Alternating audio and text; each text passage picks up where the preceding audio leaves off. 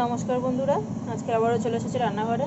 আর আজকে আমি নিয়ে এসেছি এখানে একটা সিম্পল একটা ভাত বানাবো। সেটা হচ্ছে ফ্রাইড রাইস, মানে ফ্রাইড রাইস বলতে পোলাও, একটা মিষ্টি পোলাও বানাবো।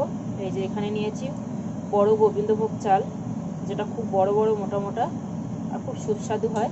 তো এখানে নিজেদের পছন্দ মতো নেবেন। আর এখানে দেখুন এতটা জল দিয়ে ভিজিয়ে রেখেছি যে জল ফেলতে হবে না, একদম অল্প জল দিয়ে ভিজিয়ে রেখেছি, প্রায় আধ ঘন্টা 1 ঘন্টা হতে যায়। ভালো করে ধুয়ে পরিষ্কার করে ভিজিয়ে রেখেছি। আর এখানে নিয়েছি আমার ঘরে যেইটুকুনি সবজি ছিল, মাত্র 3 রকমের সবজি ছিল, সেটাই নিয়েছি। গাজর, বিনস আর একটুখানি মটরশুঁটি।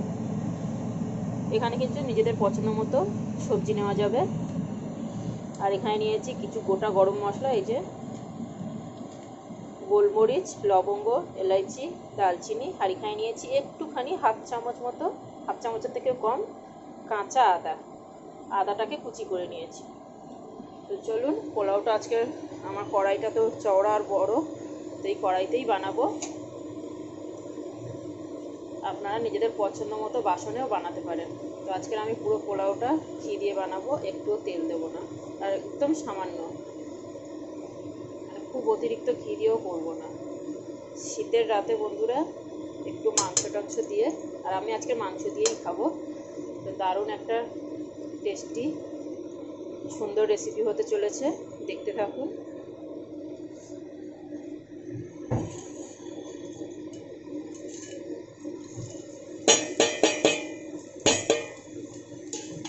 তো এখানে এখন ফোড়নটাকে বেশ সুন্দর করে ভেজে নেব আগে।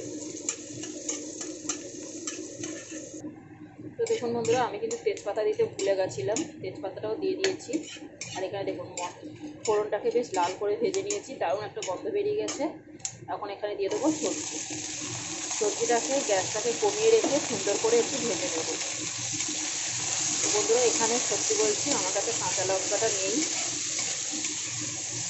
তো ওই জন্য আমি কাঁচা লঙ্কাটা দিচ্ছি না, পরে গোলমরিচ গুঁড়ো একটু ব্যবহার করব। এখানে সবজিটাকে আমি বেশ হালকা করে একটু ভেজে নেব, গ্যাসটাকে কমিয়ে রেখেছি। আর এই যে দেখুন আমার চিকেন কিন্তু পুরো রেডি, এই দেখুন।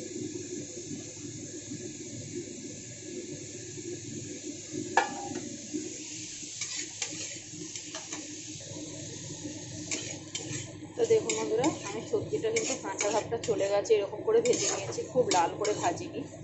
এখন আমি গ্যাসটাকে বাড়িয়ে দিলাম।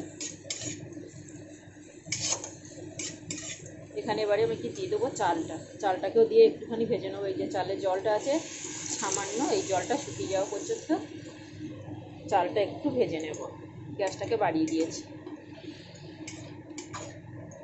এই যে দেখুন খুব সুন্দর একটা সাদা পোলাও হবে, কত সুন্দর দেখতে লাগছে দেখুন এখন। আর হ্যাঁ বন্ধুরা, এই চিকেনের রেসিপিটা আমি পরে দিয়ে দেব।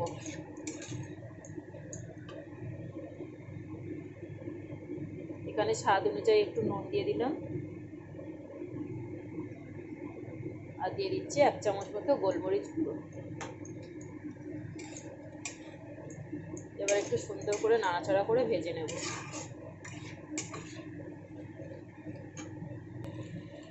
এই যে দেখুন বন্ধুরা, জলটা পুরো শুকিয়ে গেছে, চালও ভাজা হয়ে গেছে, চালটা কত সুন্দর দেখতে লাগছে দেখুন। এখন আমি এখানে জল দিয়ে দেবো। জলটা কিন্তু অত বেশি দিতে হবে না, যেরকম যেই মাপে আমি চাল নিয়েছি সেই মাপেই জল দেব, আর তার থেকে সামান্য একটু বেশি, খুব বেশি না। পরে কিন্তু লাগলে দিতে পারেন, কিন্তু ভাত কমপ্লিট হবার আগে জল দিতে হবে। এই যে দেখুন।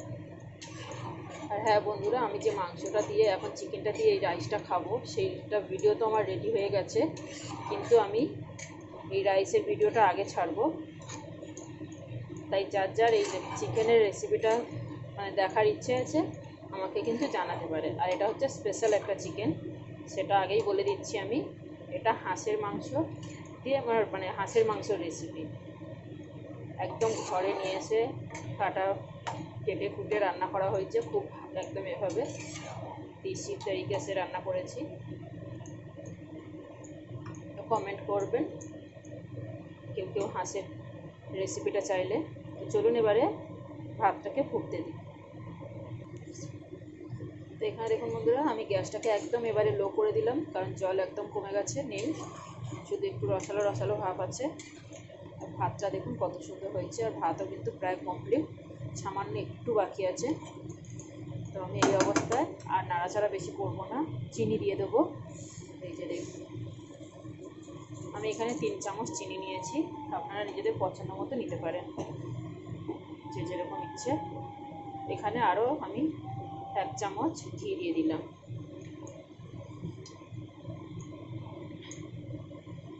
এখন আমি এটাকে ঢাকা দিয়ে দিয়ে পুরো রেডি করব, মানে পুরো একদম লো করে দিয়েছি। এবারে জলটা শুকালে পুরো ভাতটা রেডি হয়ে যাবে।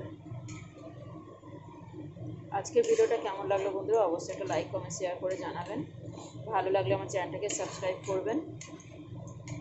আর আমার ভিডিওগুলো দেখার জন্য বন্ধুরা আপনাদের অনেক অনেক ধন্যবাদ।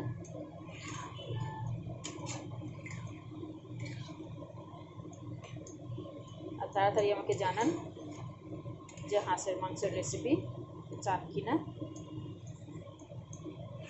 ছাড়বো তো অবশ্যই, কিন্তু কেউ যদি আমাকে জানায় তো আমার খুব ভালো লাগবে।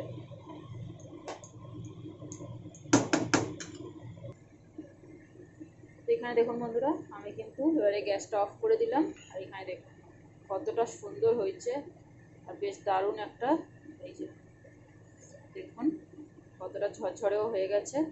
আর একদম মানে এই মুহূর্তে একদম প্রচুর গরম, তো ভাত বেশি ঘাঁটে যাবে না। এই যে দেখুন লেগে যাচ্ছে। এবারে গরম গরম মাংস দিয়ে পোলাওটাকে সার্ভ করুন, মিষ্টি পোলাও সাদা, দারুণ টেস্টি। তো টাটা বন্ধুরা।